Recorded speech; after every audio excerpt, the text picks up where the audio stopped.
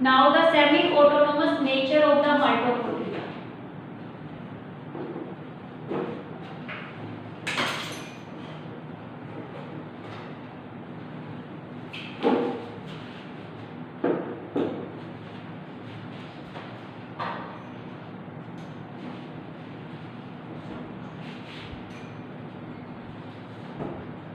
देखो सेमी का मीनिंग क्या होता है? हाफ,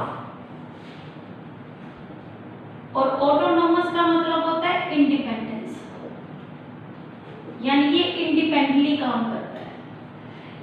इसे सेमी ऑटोनोमस सेल ऑर्गेनेली बोलते हैं। First of all we consider the autonomous nature, कि ऑटोनोमस नेचर को इंडिपेंडेंसी किसकी वजह से है? First, they have their own DNA, it have their own DNA which replicate independently.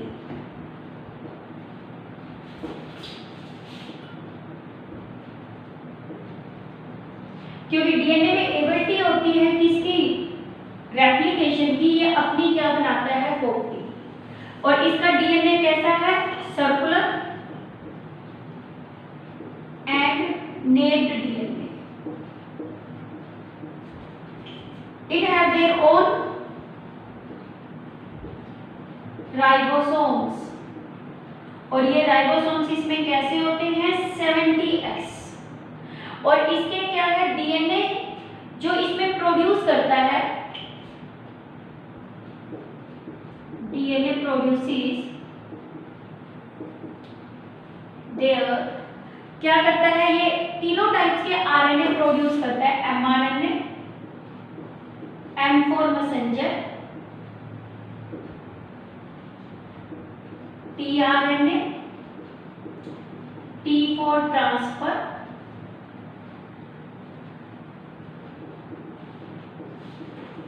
and RNA is ribosomal. These are the types of RNA which we will discuss in the chapter that is the biomolecules. DNA तीनों types के क्या करता है? RNA बनाता है, mRNA, tRNA और कौन सा आपका? RNA, ribosomal RNA. It synthesize their own structural protein. DNA और राइबोसोम की वजह से ये अपने स्ट्रक्चरल प्रोटीन क्या करता है? खुद बनाता है। It synthesize their own structural proteins, जो डीएनए की स्ट्रक्चर बनाने में क्या करते हैं? हेल्प करते हैं। और ये कैसे करते हैं? They divide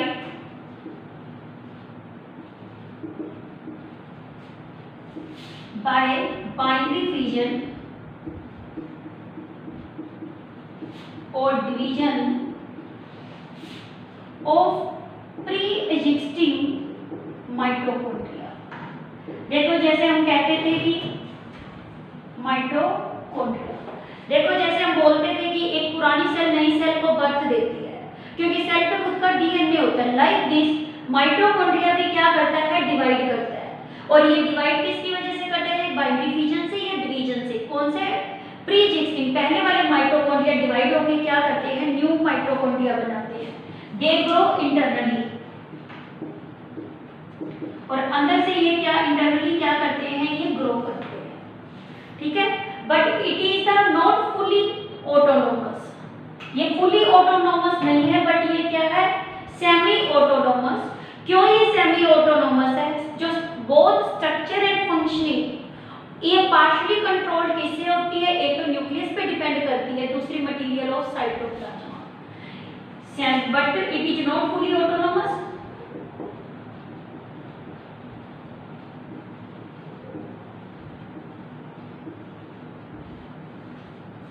fully autonomous because both structurally and functionally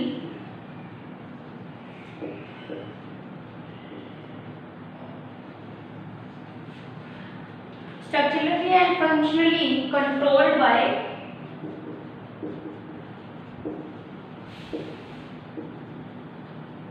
nucleus of cell and availability of materials from cytoplasm,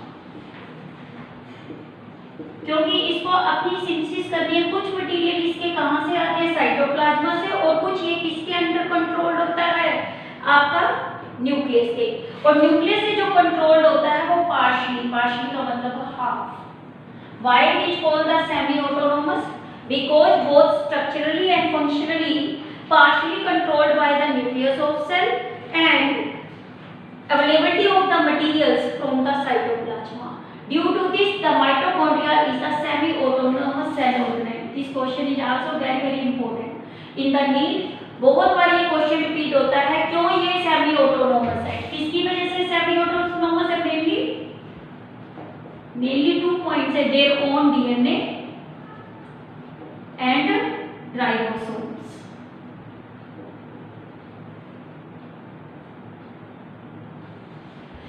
Now the functions of the mitochondria. First function, it is called powerhouse of cell.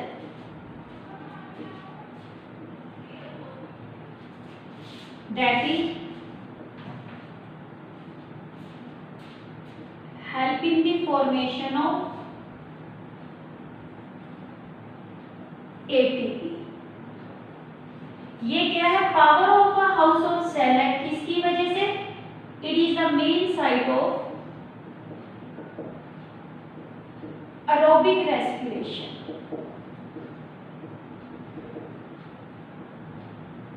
अब देखो aerobic respiration के कितने steps होते हैं? 3। First step आपका क्या होता है, देखो ग्लूकोज, ग्लूकोज ब्रेक डाउन हो जाता है किसमें? पायरुविक एसिड में, और पायरुविक एसिड से ये किसमें जाता है? एक तो क्रेब्स साइकिल, और ये एक जाता है टर्मिनल ऑक्सीडेशन।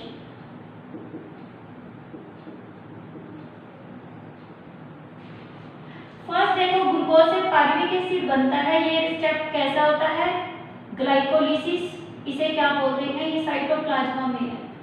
यानी कि ये स्टेप तो कॉमन रहता है एरोबिक और एनारोबिक रेस्पिरेशन में, और इस स्टेप को हम क्या बोलते हैं? ग्लाइकोलिसिस। ये कॉमन स्टेप है,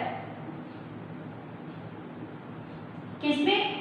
common step of aerobic and anaerobic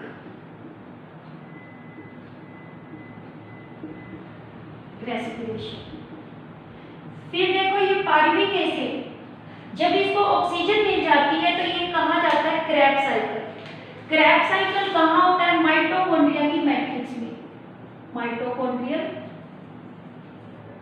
matrix में।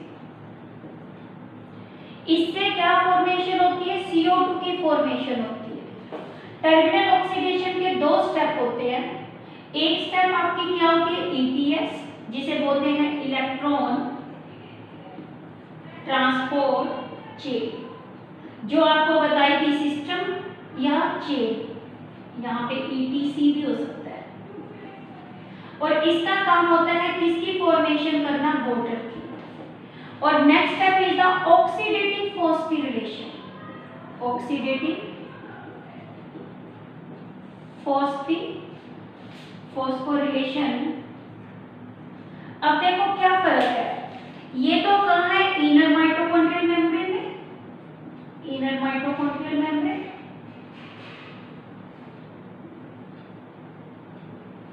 और ये वाला स्टेप कौन करता है? ऑक्सीसोम। और इससे फॉर्मेशन किसकी होती है? ATP की या FGOF पार्टिकल। अभी आपको डिटेल में बताया है ये कि क्रिस्टी के ऊपर ये क्या होते हैं? Present. Electron transport chain present का है इनर माइटोकॉन्ड्रियल में, it result in the formation of water. यानी कि क्या है? ग्लूकोज जब ब्रेक होता है C6H12O6 in the presence of oxygen give rise to 6 CO2, 6 water plus में 36 या 38 ATP। अब आपको कंफर्म हो गया ये एरोबिक रेस्पिरेशन है। CO2 तो किसने बनाई? क्रेब साइकिल ने। वाटर किसने बनाया? ETS ने। और ATP किसने बनाया? आपका ऑक्सीडेटिव फॉस्फोरिलेशन। ठीक है। और क्रैब साइकिल की ये कहाँ थी? माइटोकॉन्ड्रिया की मैट्रिक्स में। ये स्टेप कहाँ होता है? Inner mitochondrial membrane, inner membrane. और ये स्टेप किस पे होता है? Oxysome. So it is the main site of the respiration, helping the formation of the ATP. Second function of the mitochondria, it have enzymes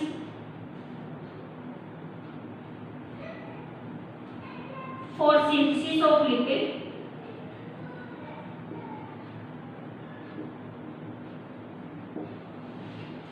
amino acids,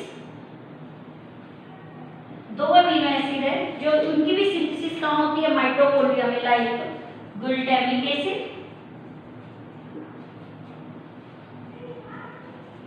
and aspartic acid are synthesized in mitochondria. ये intermediates बनाता है बहुत सारे। It forms intermediates for pyrimidines। pyrimidines हम करेंगे DNA को बनाने में हेल्प करते हैं। एल्केलॉइड्स, एल्केलॉइड्स में आपके क्या आते हैं? जो ड्रग्स आती हैं जैसे ओपियम, भांग वगैरह, pyrimidines, alkaloids, cytochrome and chlorophyll.